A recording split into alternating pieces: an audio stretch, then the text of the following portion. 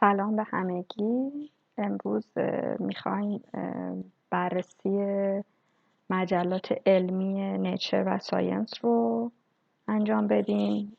شماره های مربوط به هفته آخر اپریل و هفته اول می رو با تمرکز بر نوروساینس و کاگنیتیو ساینس با هم بررسی میکنیم. خب اولین مجله که بررسیش میکنیم مجله نیچر هستش، مربوط به اول میه و با این طرح روی جلد که مربوط به حالا بیشتر مربوط به اکوسیستم و میتونیم خیلی بررسیش نکنیم. اولین مقاله جالب مقاله هستش که در واقع میپردازه به اینکه محققا تونستن با کمک لیزر و همینطور ردیاب چشمی یه رنگ کاملا جدید رو در چشم انسان ها القا کنن، رنگی که قبلا در واقع وجود خارجی نداشته و اومدن با کمک تحریک سلولای خاصی در شبکیه این رنگ رو به وجود بیارن و 5 نفرم تونستن این رنگ رو ادراک کنن. یه رنگی بین سبز و آبی هستش و کاربردی که این خواهد داشت میتونه در واقع کمک به افرادی که کوررنگی دارن خیلی کاربرد داشته باشه و به طور کلی حالا فهم ما رو در مورد اینکه ما چجوری رنگ رو ادراک میکنیم خیلی خیلی کمک بکنه. مقاله بعدی مقاله جالبی هستش در مورد اینکه در واقع چرا بعضی از نورون ها تو وضعیت های رفتاری مختلف فعال میشن و این سوالیه که خیلی خیلی مهم هستش.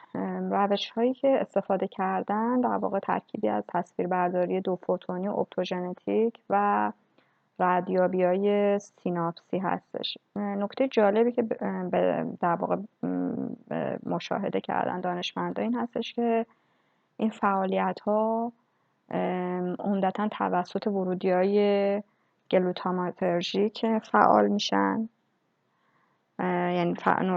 در واقع مهم هستش که اون نوروترانسمیترهایی که وابسته به گلوتامات هستن تو این فعالیت ها دخالت دارن. و باز نکته مهم بعدی این هستش که این نورون ها بیشتر ورودی از تالاموس میگیرن و کمتر از قشر حرکتی و چرا که وقتی اومدن در واقع تالاموس رو مهار کردن باعث شد که این فعالیت کاهش پیدا کنه. به این ترتیب نتیجه مهم این هستش که اون ورودیایی که اتفاقا دور بردم هستن از تالاموس نقش کلیدی توی تنظیم این فعالیت‌های مغزی که مرتبط با رفتار هستن رو نقش مهمی ایفا میکنن. مقاله جالب بعدی مقاله هستش که در مورد در واقع فهم ما از یه تومور مغزی خیلی خطرناک به نام تومور GBM هستش که خیلی هم در واقع مهاجم این تومور و دانشمندان متوجه شدن که در واقع این تومور نه تنها به بافت مغز نفوذ میکنه بلکه حتی با نورون ها ارتباط سیناپسی برقرار میکنه و در واقع از اون فعالیت های عصبی کمک میگیره تا رشد بیشتری داشته باشه. و حالا اینکه با نکته جالبش اینه که هم با نورون های نزدیک و هم دور ارتباط برقرار میکنه، یعنی هم نورون های تحریکی گلوتامات و هم نورون هایی که در واقع مربوط به استیل کولین هستن. اتفاقی که افتاد این هستش که وقتی که اومدن و نورون های کولینرژیک رو فعال کردن دیدن که خب این سلولا فعالیتشون بیشتر شد و در واقع دلیلش هم بود که سطح کلسیم تو اونا بالاتر رفت و ژن‌هایی فعال شدن که باعث شدن که تومور بیشتر تحریک پذیر بشه و متوجه شدن که گیرنده‌های خاصی نقش کلیدی دارن که باعث تحریک بیشتر تومور میشه و از طرف اگه ما بتونیم اون گیرنده رو مهار کنیم باعث کاهش گسترش تومور میشه و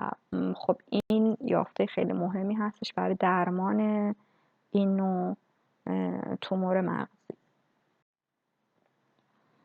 مقاله جالب بعدی مقاله هستش که در مورد حافظه زیستی صحبت میکنه که چجوری میتونه تو تنظیم خواب تأثیر بذاره و نکته‌ای که وجود داره این هستش که در واقع دانشمندان متوجه شدن سلولای عصبی که مرتبط با خواب هستند میتونن آسیب‌های قبلی رو تشخیص بدن، یعنی اینکه به نوعی حافظه دارند و به این ترتیب نیاز به خواب رو افزایش میدن تا بتونن آسیب‌ها رو جبران کنن و در واقع در طول خواب این حافظه با فعالیت عصبی پاکسازی میشه و باز هم در واقع تأکیدیه در مورد اینکه خواب چه نقش محافظتی داره از نورون ها در برابر اون تاثیرات تجمعی اون استرس های اکسیداتیو و در واقع باز هم به اهمیت خواب میپردازه این مقاله. یکی دیگه از مقاله هستش که در مورد که مطالعه خیلی جالبیه، تقریبا یکی از مطالعات جامع هستش در مورد در واقع نقش اینکه کیفیت زندگی well-being به چه صورته، چه عواملی میتونه توش دخالت داشته باشه و این مطالعه تو 22 کشور رو 200,000 نفر انجام شده. نتایج خیلی جالبی داشته. این که ابتدا بگم که در واقع دانشمندان یه چیزی رو معرفی کردن به نام شکوفایی که در واقع تو اون حالت فرد شادی، معنا، سلامت، ارتباطات خوب، امنیت مالی، همه این عوامل همزمان در تعادل مثبت قرار میگیرن. به این ترتیب میتونیم بفهمیم که این خیلی چند بعدیه و این رفاه یه ترکیبی از عوامل ذهنی و عینیه. حالا مطالعه که انجام شده متوجه شدن که اول از همه این که با افزایش سن این شکوفایی افزایش پیدا میکنه. مشارکت مذهبی در واقع همراه با سطح بالاتر شکوفایی و نکته خیلی جالب دیگه این هستش که کشورهای ثروتمند درسته که رضایت مالی بیشتر دارند اما لزوماً در واقع اون وضعیت شکوفاییشون بهتر نیست و کشورهایی که با درآمد متوسط دارند دیده شده که افراد معنا و روابط اجتماعی بهتری دارند. به عنوان مثال هم سوئد رو در واقع مثال زدن که رتبه 2 تو کیفیت زندگی داره ولی تو احساس معنا رتبه 19 رو داره بین در واقع افرادی که تو این مطالعه قرار گرفتن و باز هم داره در واقع به نوعی تعریف جدیدی از کیفیت زندگی رو میتونه ارائه کنه. البته که خب همینطور که معلومه با توجه به فاکتورهایی که در نظر گرفتن مطالعه پیچیدگی خاص خودش رو داره ولی نکته‌ای که هستش اینه که این مطالعه نسبتاً جدی و جدیدی هستش و نتایج خیلی جالبی هم داره که حالا باز میتونه در واقع به شیوه‌های مختلف بررسی بشه. تو این 1-2 شماره اخیر خیلی روی نقش AI تو مسائل مختلف علمی پرداخته شده که حالا من یکیشو اینجا آوردم. به طور خاص در مورد داوری مقالات آورده که تو بخش حرفه‌ها نویسنده میگه که خب هوش مصنوعی تو بخش AI ببخشید هوش مصنوعی تو داوری در واقع پیر ریویو بعضیا میگن کارایی رو افزایش میده، اما نویسنده اینجا میگه که من تجربم به عنوان داور و نویسنده این هستش که اعتبار رو میاره پایین و در واقع یه جور تهدیده.